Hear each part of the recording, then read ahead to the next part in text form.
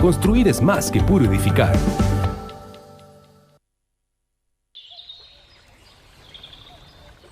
Cae la tarde y en un rincón de la ciudad, en un pequeño jardín, alguien cuenta una historia, reflexiona en voz baja o conversa, paseándose bajo los árboles. Es hora de volver a casa, bajar la velocidad y darle tiempo al tiempo. Christian Warnken nos abre la verja de su jardín para que respiremos aire puro y oxigenemos el espíritu. En Pauta, aquí comienza Desde el Jardín, una presentación de Fundación Irarrázaval, desde 1920, al servicio de la educación, humanismo y técnica, y Grupo Vida, promoviendo la sostenibilidad en la empresa y los barrios.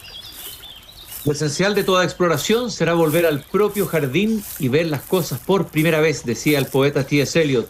Muy buenas tardes, queridas y queridos radiovidentes que nos escuchan en el norte, en Antofagasta, en el sur, en Temuco, en Valparaíso y Viña del Mar, en la quinta región, en la región metropolitana, en Santiago, también los que nos siguen por pauta.cl y por Spotify. Estoy abriendo la verja de madera de mi jardín para caminar con un interesante invitado, como todas las tardes, a las 8 de la tarde, aquí por las ondas de Pauta.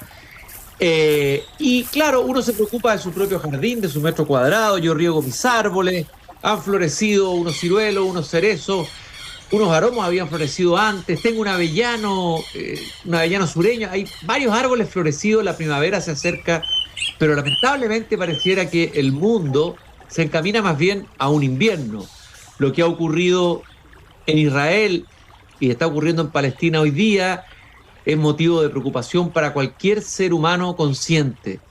Es tremendo ser testigo nuevamente del horror de la guerra, del horror del terrorismo, de la muerte de víctimas inocentes, y es muy difícil hablar este tema. Uno tiene que tener mucho cuidado dónde lo habla, con quién lo habla, porque aquí entran sensibilidades legítimas, historias, que en realidad es poco usual encontrar un análisis racional, si es que es posible y fuera posible, de lo que ocurre entre Israel y Palestina o entre Israel y Hamas. Ya ahí, si yo hago esa distinción, estoy emitiendo un juicio, ¿no? Y por eso que decidí invitar a un sabio de la tribu, un hombre que es además gran amigo del jardín, un hombre que su juicio y su mirada me ha parecido en la mayoría de los temas que él ha expuesto en este último tiempo razonables, tiene hondura, tiene sensibilidad y además vivió en Israel porque fue embajador de Chile en el gobierno de Eduardo Frei desde el año 1997 al año 2000. Él es José Rodríguez Elizondo, Premio Nacional de Ciencias Sociales y Humanidades, abogado, diplomático, internacionalista, periodista, escritor, ensayista. Pepe, qué gusto de tenerte nuevamente esta tarde aquí en mi jardín. Te tengo un mate, un té, un café, lo que quieras para compartir conmigo. Hasta un whisky. El gusto es mío porque te echo de menos, pues me hacen bien tus chácharas aquí sobre distintos temas. Sí, pues hemos conversado sobre Perú, hemos hablado de tantas cosas, pero hoy día vamos a ir al corazón de donde partió prácticamente nuestra civilización, o en un momento importante en la historia de nuestra civilización. Quisiera partir comentándote algo actual. Joe Biden, presidente de Estados Unidos, en una visita rápida y fugaz, llegó hoy a Israel, se entrevistó con Netanyahu, de presidente, primer ministro de Israel, y dijo lo siguiente. Dice, habló de no dejarse llevar por la rabia. Dijo, cuando nosotros tuvimos el atentado del 11 de septiembre, obviamente que estábamos enfurecidos. Si bien entiendo esta rabia, no se dejen consumir por ella. Nosotros, o sea, Estados Unidos, mientras buscábamos justicia y la obtuvimos, también cometimos errores, afirmó Joe Biden. Vamos a hablar de cuáles serían esos posibles errores o qué le podría pasar a Israel en el caso de que entrara en el territorio de Gaza, pero vamos a ir también atrás a la historia. Tú conociste a algunos protagonistas de esta historia. Entiendo que conociste a Simón Pérez, un personaje muy importante, un estadista de Israel. ¿Cómo miras, cómo sientes, cómo te llegaron estas noticias que estamos recibiendo minuto a minuto, digamos, de este desafortunado y sanguinario conflicto. Muy fuertemente me golpeó, Cristian, porque esos años fueron años privilegiados para una persona como nosotros, que nos gusta profundizar en la historia, en la filosofía, en la poesía. Don Eduardo, el presidente, me destinó a un lugar que realmente es fabuloso vivirlo, estar en Israel, conocer los lugares sagrados. Además, casi siempre los israelíes se sorprenden por lo que uno que ha estudiado en un colegio de curas algunos años sabe sobre su historia. Es decir, cuando tú estudias historia sagrada en un colegio católico, estudias la historia de Israel, ¿no? Así es que eso me abrió muchas puertas a mí, esta formación que tenía de niño en el conocimiento de Israel. Y bueno, como tú dices, yo conocí a grandes protagonistas de lo que hoy día se está viviendo como secuela. Yo tuve una excelente relación con Shimon Peres, tuve una relación diplomática con Yasser Arafat y una relación protocolar con Binyamin Netanyahu, Bibi, como le dicen todos en Israel. Así es que, asomándome a esa relación, yo pude hacer algunos pronósticos que desgraciadamente han sido acertados. ¿Cuáles fueron esos pronósticos? Mire, yo llegué en momentos en que ya había perdido la elección Shimon Peres contra Netanyahu. Y poco a poco me di cuenta que eran dos caracteres absolutamente antagónicos, irreconciliables. Yo había leído a Shimon Peres antes de llegar a Israel, cosa que de alguna manera me granjeó su simpatía, porque lo mismo que pasa con cualquier persona, si esa otra persona sabe que tú la conoces por sus libros, ya se produce una relación más franca, más sincera, ¿no? Bueno, yo tuve unos 4 encuentros con Shimon Peres, en los cuales me quedó muy en claro que él era el gran arquitecto de los acuerdos de Oslo, que fue el acuerdo diplomático más promisorio y más dolorosamente frustrado de la historia de Israel y de Palestina, de los palestinos, porque era un acuerdo de paz que aseguraba la existencia de 2 estados independientes, coexistentes y en colaboración. Porque Shimon me decía, yo concebía un estado palestino independiente, pero no un estado palestino pobre, porque un estado palestino pobre habría seguido siendo un incordio no solo para Israel, sino para todos los países vecinos, porque arrastraba movimientos de acción armada, todo lo que estamos viendo. Por lo tanto, él estaba, después de haber perdido esa elección, formando el Centro Peres para la Paz. Yo estaba invitado a casi todos sus actos, así que en la inauguración del Centro Peres para la Paz estuve a metro de distancia nada menos que de Mikhail Gorbachev. Y esto es una cosa muy interesante, porque Netanyahu, que era un nacionalista extremista, llegaba al poder con poca simpatía de los demócratas internacionales.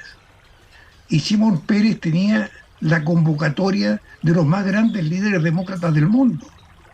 Así es que yo me asomé a esa rivalidad, llamémosla, pero que desde el punto de vista de Peres, más que una rivalidad, era el dolor de él sentir que estaba manejando un tema que podía solucionar definitivamente, dentro de lo que es definitivo en la historia, ¿no? Esta secuela, atentado terrorista, represalia dura, que mantenía un estado de guerra intermitente, de una guerra asimétrica. Yo llegué con una guerra asimétrica. Y creo que lo que tú planteas de Biden tiene mucho que ver con la potenciación de esta guerra asimétrica. El atentado del 11 de septiembre contra una organización terrorista que se transforma en guerra entre estados y lo que está pasando hoy día. Claro, fíjate que Biden incluso dijo que esta invasión, esta matanza que hizo el Hamas en territorio israelí equivale a 15-11 de septiembre, dijo Biden. Y sobre todo en el imaginario y en la sensibilidad del pueblo israelí, por supuesto que tiene esa resonancia. Y la pregunta, tú afirmaste en una entrevista que hiciste hace poco que vamos a partir hablando de la incursión de Hamas en Israel, que explicar lo que ocurrió ahí es una manera oblicua de justificarlo, ¿no? Me gustaría profundizar en eso. Bueno, yo estuve viendo de cerca los atentados terroristas de mi época, que podríamos comparativamente llamarlos de mediana dimensión, de poca intensidad o de mediana intensidad, a una pizzería, un bus escolar, cosas de ese tipo. Por lo tanto, cuando vimos lo que sucedió hace poco, no me acuerdo si fue un día sábado fue, 7 de octubre. El Shabbat judío, cuando se supone que están en estado de oración los religiosos judíos, esto ya fue una cosa de otra envergadura, fue la barbarie terrorista, la quinta esencia del terrorismo. Ya no se podía hablar de un terrorismo de mediana intensidad, sino que de alta intensidad, y su equivalencia que nos saltó a la vista prácticamente todos los analistas fue el 11 de septiembre norteamericano. Y la reacción de George W. Bush de la época fue iniciar una guerra. Si tú le declaras la guerra a una organización terrorista, le elevas el pelaje, la subes de pelaje. Ya no es una organización terrorista, es el equivalente a un Estado. Las guerras tradicionales son entre Estados.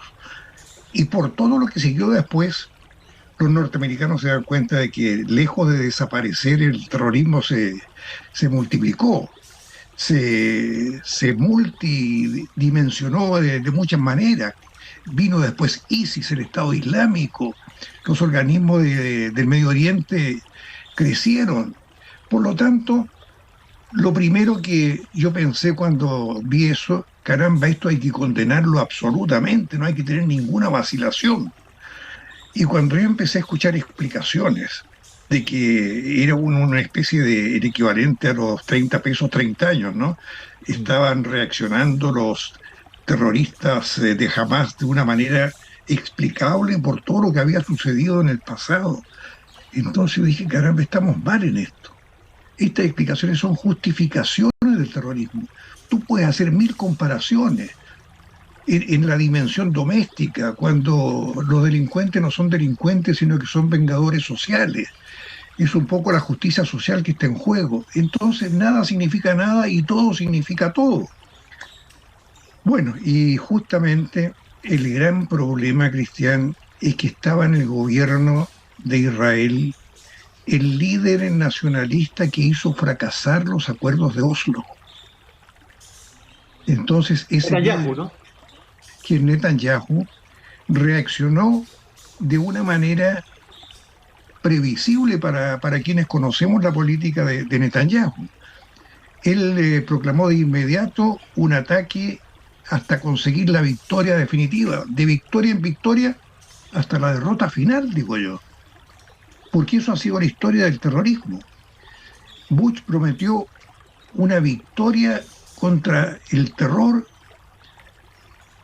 inició una guerra contra otros estados y al final no se solucionó nada y se multiplicó el terrorismo. Entonces, esta reacción de Netanyahu de llamar a la victoria, ¿y cómo? Poniendo un cerco a 2,5 millones de personas, con los cuales los terroristas consiguen una especie de placebo, de excusa, para decirle a su gente, nosotros no somos los culpables, sino que es el Estado de Israel el que nos sigue avasallando, nos sigue aplastando. Todo eso se habría evitado con un buen acuerdo diplomático que superara los traumas de la historia, que era lo que yo viví en la época. Yo llegué en la época de los acuerdos de Oslo. Las instrucciones del presidente Frey fueron muy claras. Mire, Pepe, que no se importe el conflicto israelo-palestino a Chile, y para eso hay que apoyar los acuerdos de Oslo. Entonces, te iba a preguntar, a ver, claro, uno dice la declaración de guerra de Netanyahu, la promesa de una victoria total, puede llevar a Israel a meterse en un laberinto del cual va a ser muy difícil después salir. La pregunta es, ¿qué es lo que podía hacer Netanyahu? ¿Qué podía hacer el Estado? Siendo justo con este shock que produjo el atentado terrorista tan grande que equivale, dijo hoy Biden, a 15-11 de septiembre, con un pueblo aterrado y pidiéndole a su gobierno que haga algo. ¿Qué podía hacer? ¿Cuál es el margen de acción? ¿Cuál podría haber sido la reacción de Israel para enfrentar este hecho este magnicidio tan masivo, tan feroz? Aquí te matizo la pregunta, ¿qué es lo que él podía hacer? Pero yo te la matizo diciendo, ¿qué podía hacer alguien que no fuera Netanyahu? Digamos, un gobernante que hubiera estado en la línea de los acuerdos de Oslo, de los nuevos acuerdos que vinieron después. Entonces la respuesta es, entonces no habría habido este atentado terrorista salvaje. O sea, es la historia interminable y la historia imposible, irrepetible, porque de acuerdo con las dos tendencias en pugna en la época en que yo estuve allá, una era un largo proceso diplomático o medianamente largo para llegar a un acuerdo final y establecer a dos estados y por ende una paz estable, porque un estado es responsable ante la comunidad internacional, ante Naciones Unidas. No lo es una organización terrorista. Y por otra parte estaba la política de Netanyahu de no ceder un centímetro de territorio. En la perspectiva de la gente como jamás está la destrucción del Estado de Israel, que desaparezca el Estado de Israel. Eso te iba a decir, pero ¿qué acuerdo de paz se puede hacer ahora con un grupo que quiere destruir el Estado y que no quiere tener acuerdo con ese Estado, digamos? Porque por la otra parte... Si tú tuvieras que asesorar al gobierno de Israel, ¿qué le dirías como asesor? Una voz más que se escucha. ¿Cuál sería el camino? Es que aquí está el imposible, porque la política de fondo de Netanyahu era ir haciendo cada vez más asentamientos en territorios palestinos hasta extirpar la posibilidad de un Estado palestino. O sea, nunca tuvo en vista Netanyahu un Estado palestino que fuera responsable. Por lo tanto, lo que estamos viendo hoy día es un poco el cazador cazado en su trampa. Él instaló una política que le permitió la victoria, porque mientras tanto jugaba a su favor el terrorismo, que cada vez que se avanzaba en un acuerdo diplomático, el terrorismo lo torpedeaba y llegaba Netanyahu y decía, ustedes no son valientes, hay que enfrentar el terrorismo, hay que hacer más asentamientos. Y cada vez que un presidente norteamericano le decía a Netanyahu, mire, usted tiene que detener la política de asentamientos. Entonces él se negaba completamente, tuvo problemas con todos los presidentes norteamericanos. Si tú lees lo que dice Clinton, lo que dice Obama con respecto a sus negociaciones con Netanyahu, es bien notable la potencia de Netanyahu frente a los presidentes de la superpotencia norteamericana. En algún momento Clinton dice que le era mucho más fácil discutir y negociar duramente con Francia, Alemania, el Reino Unido que con Netanyahu. Bueno, ahí viene también el problema del terrorismo y la historia interminable de su lógica. Si tú enfrentas el terrorismo con dándole la dimensión de una guerra interestatal, lo levantaste de nivel. Entonces, hoy día, ¿qué es lo que tenemos? Tenemos que Irán está esperando su gran oportunidad, porque Irán también es un país que quiere que desaparezca Israel. Se ha frustrado, por otra parte... Ahí te voy a hacer una pregunta ahí, porque leí en un artículo en un diario español, en el ABC, me parece, la pregunta que se hacía un columnista, ¿por qué Irán en este cuento? Porque Irán no tiene problemas de fronteras con Israel, Irán no tiene que ver con el tema palestino, Irán, etcétera. O sea, ¿de dónde viene? Incluso uno podría decir, si lo remonta a la antigua Persia, dice que el sionismo nació ahí desde Persia mismo, etcétera. Hubo momentos incluso de relación. ¿Por qué Irán tiene esta especie de odio tan fuerte con Israel? ¿Por qué se piensa que este va a ser el choque de trenes que se teme tanto? Porque Irán no es Palestina, no es Jordania, no es Siria, no es Egipto, no es... ¿Qué? Irán Israel. El gran tema de la religión, porque en el fondo hay una guerra religiosa que ha impedido hasta el punto de que Israel no tenga constitución. No tiene constitución porque mal podría una ley de los hombres dominar a la ley de Dios. Y lo mismo vienen los países musulmanes con la Sharia. Y aquí viene entonces el tema de Irán, que desde la época de la revolución iraní con los ayatolás se estableció la necesidad de borrar a Israel del mapa, y Israel también lo había previsto cuando en algún momento destruyó un reactor nuclear proporcionado por los franceses. No sé si tú tienes memoria de de ese evento que es muy significativo en la historia de Irán e Israel. Los iraníes estaban montando la bomba atómica, lo que siguen tratando de producir hoy día, ¿no? Y hubo un raid de 6 o 7 cazas o bombarderos israelíes que destruyeron el reactor. El reactor se llamaba Osirak. Osirak. Era con, no, perdón, era con el Irak, no con Irán. Okay. Y es ahí donde se planteó el gran tema, porque después vino la guerra Irán-Irak. Sí, porque Israel incluso ayudó en la primera guerra a Irán, en la guerra entre Irán e Irak, ¿no? Sí, no, se me produjo la confusión de Irán-Irak por el episodio de el bombardeo al reactor nuclear de Irak. Entonces, ahí se produjo este fenómeno de que Israel estaba emergiendo como una potencia nuclear en la zona. Y vino la reacción de las teocracias. Y cuando llega el ayatollah Khomeini al gobierno de Irán, entonces le declara prácticamente la guerra religiosa a Israel. Hay que hacerlo desaparecer del mapa. Y de ahí viene Hezbollah. Y de ahí viene el apoyo a la guerrilla del Líbano. De ahí vienen el ISIS. Todos estos movimientos que de alguna manera han sido subvencionados por Irán.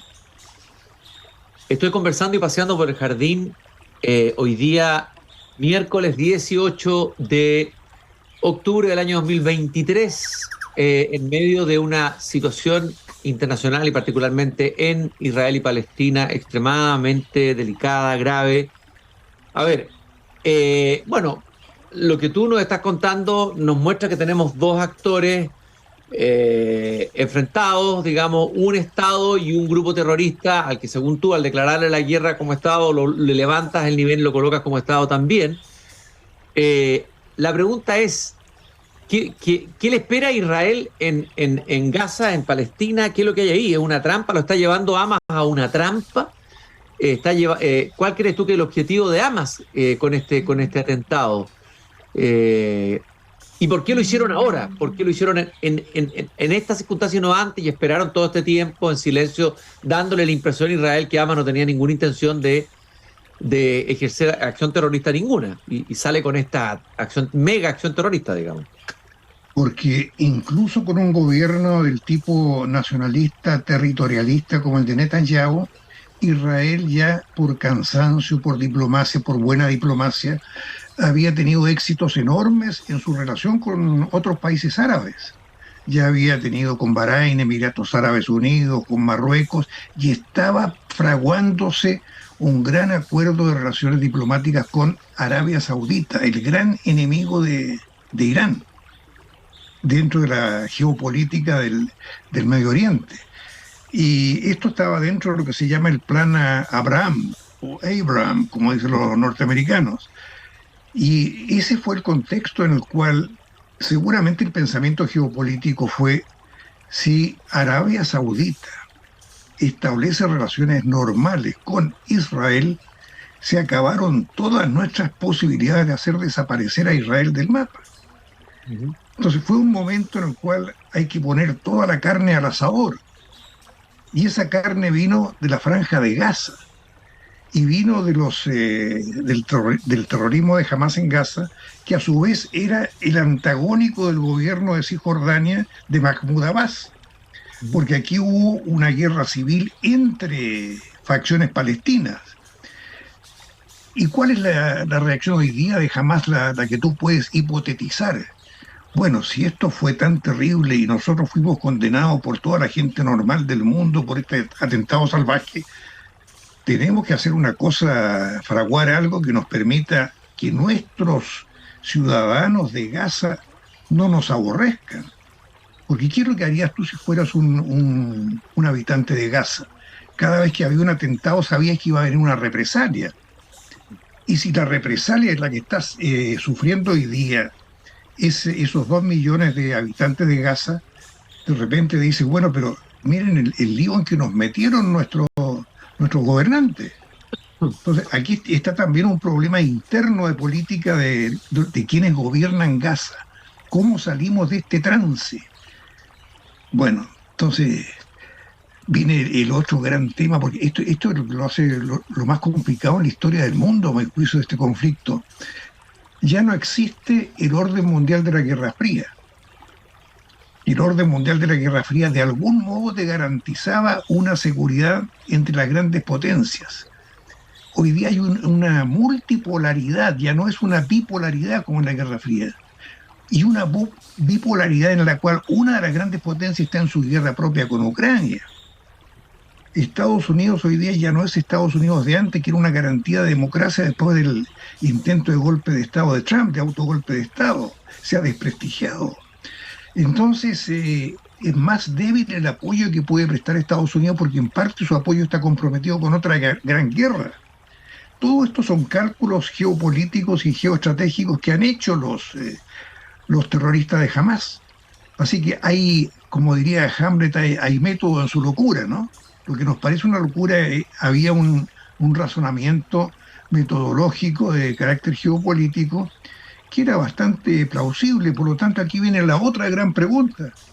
¿Y qué estaba haciendo la poderosa inteligencia israelí y el ejército israelí que se suponía que había establecido una barrera infranqueable?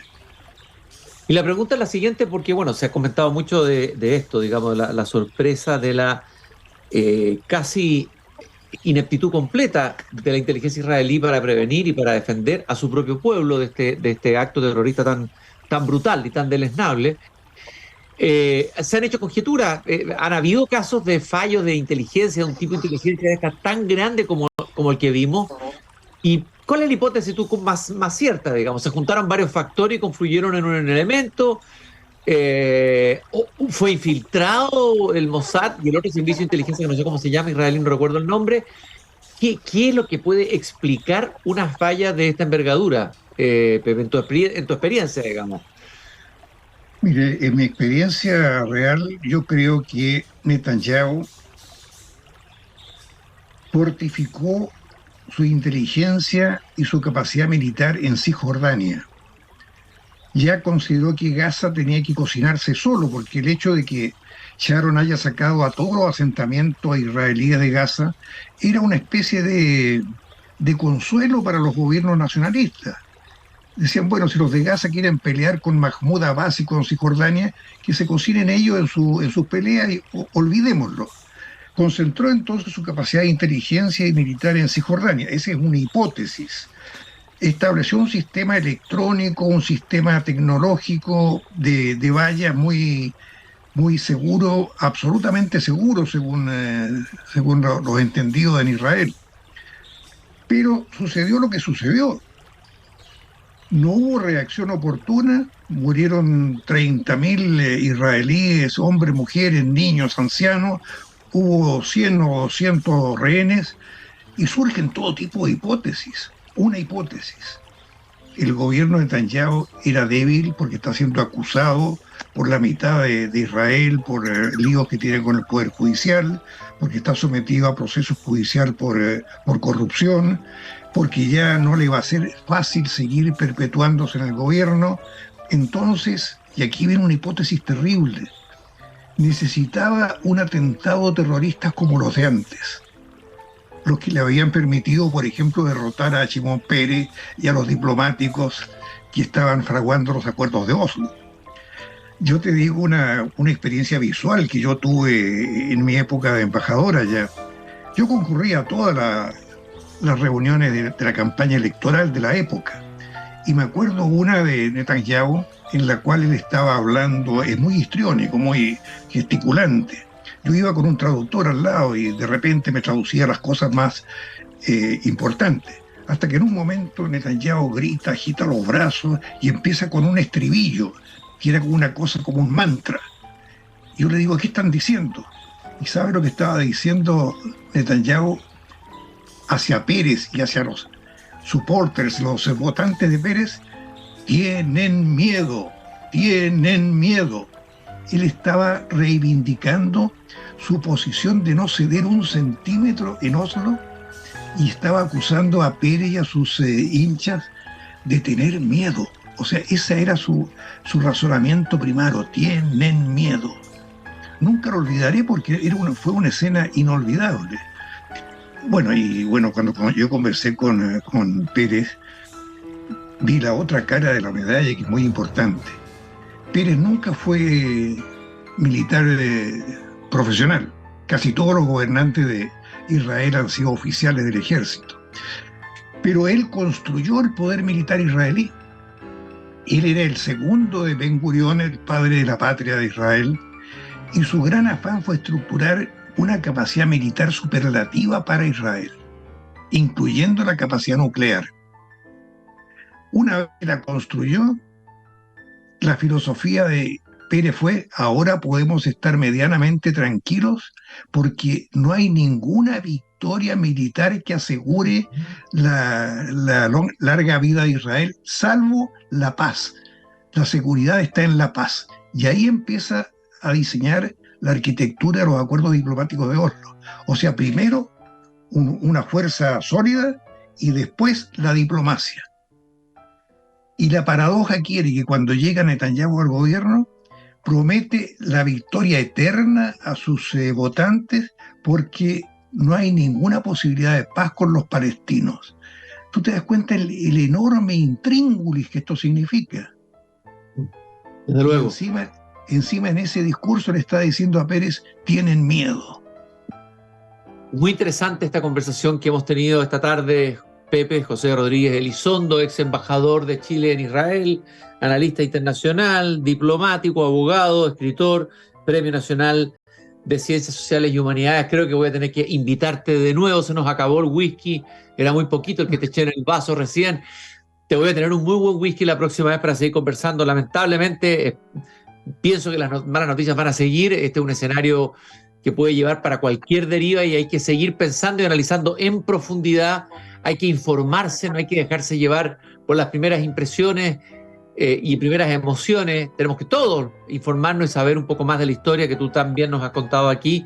Muchas gracias, Pepe, por esta conversación esta tarde aquí en Desde el Jardín. Muy bien, pues, y aunque sea un vaso de vino. Ah, bueno, también te puedo tener un buen... ¿Qué vino te gusta? ¿El Pinot Noir o el Carmener? ¿Qué prefieres? Un buen Carmener. Un buen Carmener. Muchas gracias, Pepe. Hasta muy pronto. Esperamos encontrarnos y seguir conversando y caminando aquí por el jardín. Espero que con temas un poquito menos angustiantes que el conflicto israelí-palestino tan dramático, tan trágico, todo lo que está sucediendo ahí en el Medio Oriente. Saludar a todos los radiovidentes que nos escuchan, invitarlos a que sigan escuchándonos mañana cuando vuelva a abrir la verja de madera de este jardín a las 8 de la tarde. También agradecer a Grupo Viva, comprometido con la sostenibilidad en los barrios, la cultura en la empresa, y a Fundación Irarrázaval. Muchas gracias por habernos acompañado y ahora cierro la verja de madera de mi jardín. Hasta mañana. Es hora de cerrar la verja de madera del jardín. Pero Cristian Warnken la volverá a abrir todos los días de lunes a viernes a las 20 horas en Radio Pauta, cuando comience de nuevo Desde el Jardín. Una presentación de Fundación Irarrázaval, desde 1920, al servicio de la educación, humanismo y técnica. Y Grupo Viva, promoviendo la sostenibilidad en la empresa y los barrios.